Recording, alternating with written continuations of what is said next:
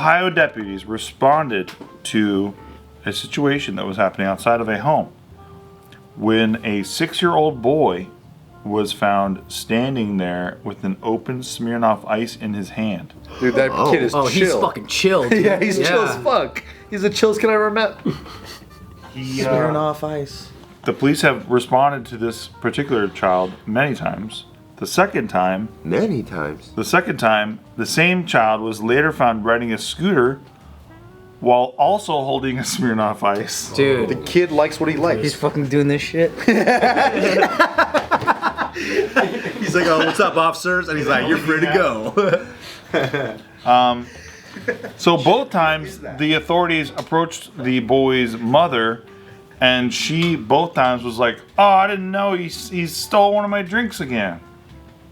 However, Classic. what's been going on, they pulled the boy aside, the authorities, and they go, what's up with all the Smirnoffs, right? Let's go. Why don't you do Bud Light? No.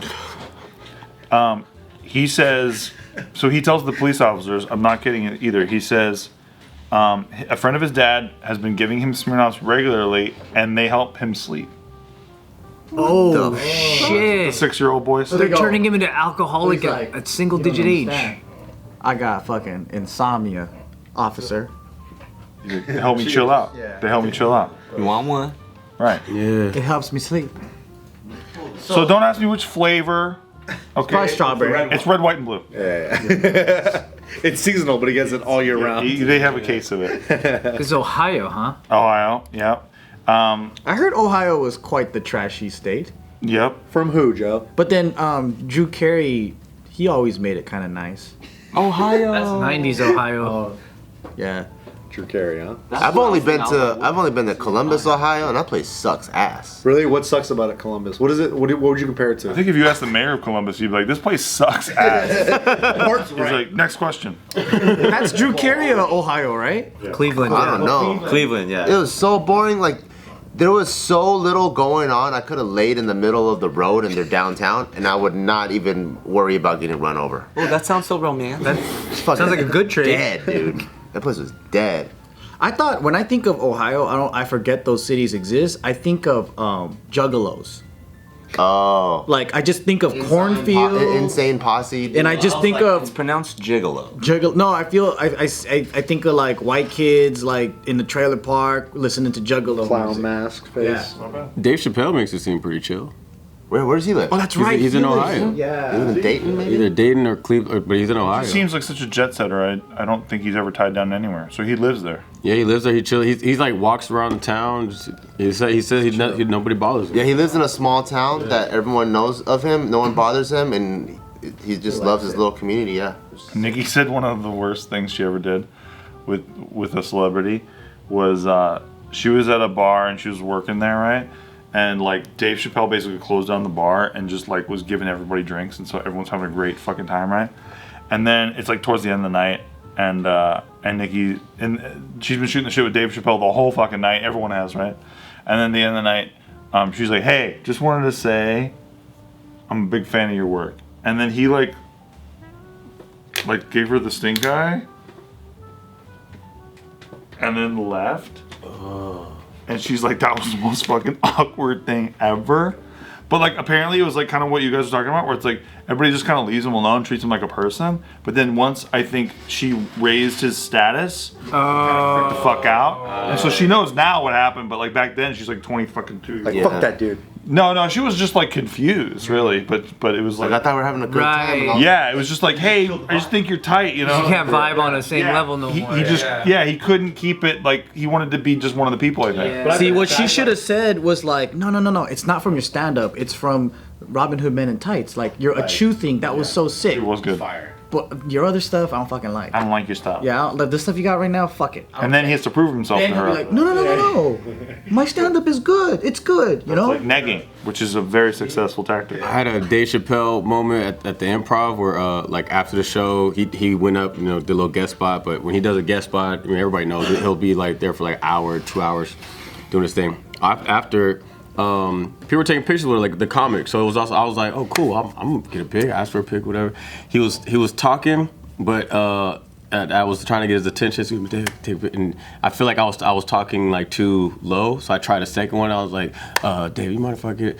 And I guess I got it in my head or something, but I ended up saying it like kind of too loud. Oh shit! Can I get a picture?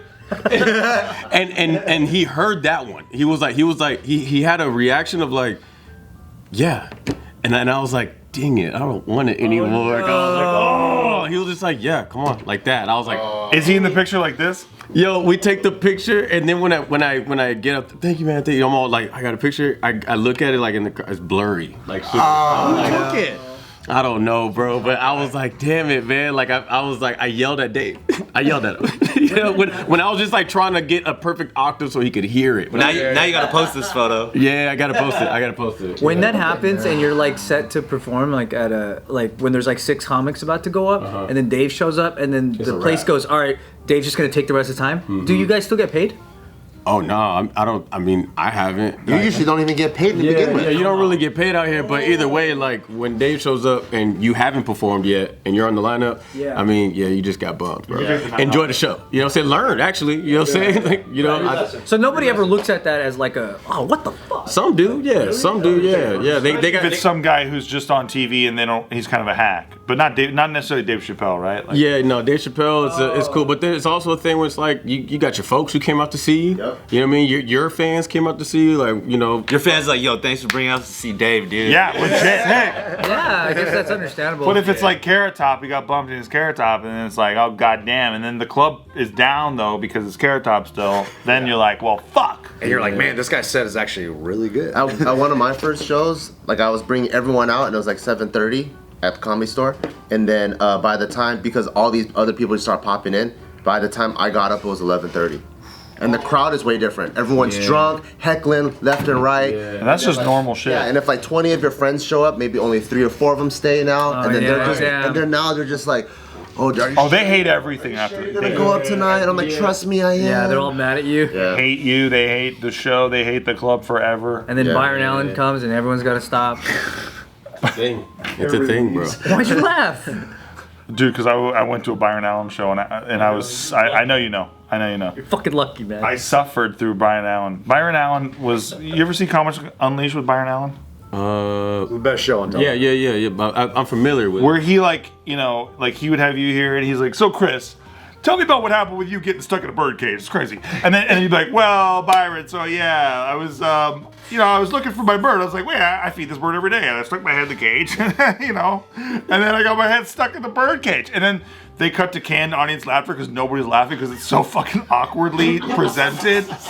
And I know why. I know nobody's laughing because I was fucking there in the audience when I first moved to LA. That was like one of the first things I ever did was I got a gig as an extra for Comics Unleashed with Byron Allen. It was 12 hours of pure comedy hell. Oh shit! Where Byron Allen would like try a joke out, it doesn't work, and then his writers staff would come out and they'd all like cut, and then they're all like talking for way too long, and then he tries it again and like does a different emphasis on the same word. But the audience is Nobody laughs again, and he's like, I think we got that. And then it's like, like that was the show. It was TV show would play it like at 1 a.m. Yeah, bro. But you know what? He made millions off of it. It was in syndication. Dude, he's a fucking billionaire. Yeah. Who's laughing? Grandmas? Bro, what they would do, who's laughing I was now? there, right? So they would have a warm-up comic. They had a warm-up comic come up, and then he was trying to warm us up, but like it's cold in there and everyone's hungry and shit. And that was at the start. So then they're like, everybody give us a big laugh, and then we all have to fake laugh for the camera, and then they would just keep on cutting to that shit. Yeah. And then they would like have to reverse image it. And different levels of laughs. A big one, a middle one, a clap one. Yeah. But then like those are the only times we ever laughed was during the can laugh parts. So then you have a bunch of people in the same clothes who are laughing at the same octaves, right? And then they have to reverse image it. They have to like change the brightness, like fucking like change the colors of our shirts. they're hiring Color grading your they're hiring Industrial Light and Magic to like make a guy's hair look different and shit. Like just to make it look not jarring when they keep cutting the same fucking laugh. Isn't that so cool? Imagining him in the studio audience, like of all Steve people. just fucking slapped at his knee. Oh, bro, it was like really good research for your actual humor, though. Steve's big break. To actually be there, no, it wasn't. It was awful. to be watching it from your perspective, Well, like, yeah. filter it's going through. You know? Well, yeah, learning how comics pitch their material was interesting. Yeah. It was very fascinating because that's exactly what that show is. It's just a pitch, right? It's just a pitch and then a pitch for you to do start to do your stand up, which we've done Like some shameless Burn setups. material. Yeah, it's so bad. But when you watch like He's just alley-ooping himself every time. no, he's alley. Tell him about the birdcage thing. He goes, oh, sure. But I'll it's talk so about unnatural. Yeah, he's just really bad at hosting. Honestly, he's really Like, bad. McDonald would always make fun of it, and he would go. He said that in a real episode, Bart was like, "So they tell me you're getting older." It was that bad. Guys like old jokes. Dude, by the end of it, the audience was so sick of his hosting that he would say something like that, and everyone would be like, "Oh, it was like that." He's like, I think we got it. And the crew, the producers and the crew were just constantly apologizing to us because we had to keep staying. It was crazy. By the way, on top of all that, wildly successful. And he had all the best comics at the time. Comics. They all wanted to be on TV. All the comics are carnies, right? They just want to be on fucking TV so that they can go sell out a show somewhere on tour. And they can put it as a credit. That's like it. Comics Unleashed. That's it. It's on NBC, and then that shit worked back then, especially. You put that on your website, like, oh, I'm on CBS. It doesn't matter if I'm on at 4 in the morning. I'm on.